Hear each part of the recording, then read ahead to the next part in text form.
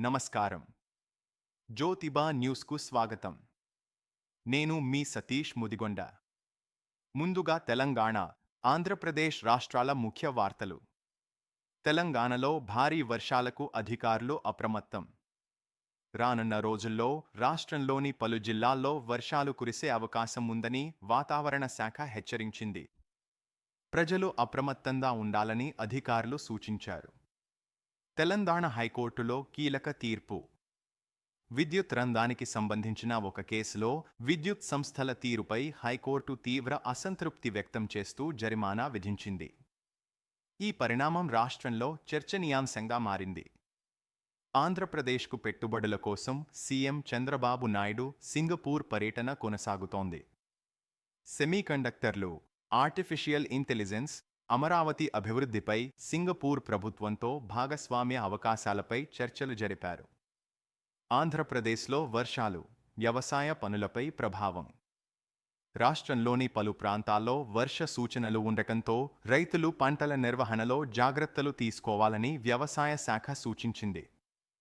ఇక జాతీయ వార్తల్లోకి వెళ్తే, భారత్-అమెరికా మధ్య వాణిజ్య ఒప్పంద చర్చలు వేగం పుంజుకున్నాయి.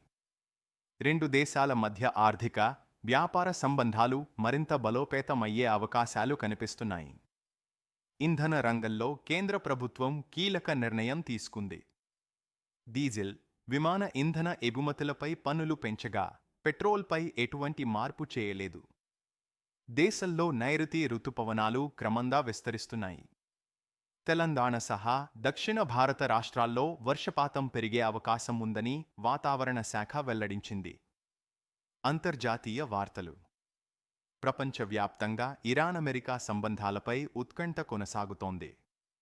మధ్యప్రాచ్య ప్రాంత పరిణామాలను ప్రపంచ దేశాలు నిశితంగా గమనిస్తున్నాయి. బ్రిటన్లో 16 ఏళ్ల లోపు పిల్లలకు సోషల్ మీడియా వినియోగంపై కఠిన నిబంధనల దిశగా చర్యలు ప్రారంభమయ్యాయి.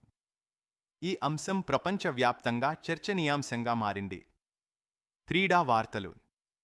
ఫిఫా ప్రపంచ కప్ 2026 పోటీలు ఉత్కంఠభరితంగా కొనసాగుతున్నాయి. ప్రపంచవ్యాప్తంగా ఫుట్బాల్ అభిమానులు ఆసక్తిగా మ్యాచ్లను వీక్షిస్తున్నారు. అథ్లెటిక్స్ స్టార్ నీరజ్ చోప్రా మరోసారి అద్భుత ప్రదర్శనతో అభిమానులను ఆకట్టుకున్నారు. ఇవి ఈరోజు ప్రధాన వార్తలు. జ్యోతిబా న్యూస్ను సబ్స్క్రైబ్ చేయండి. తాజా వార్తలను వెంటనే పొందండి.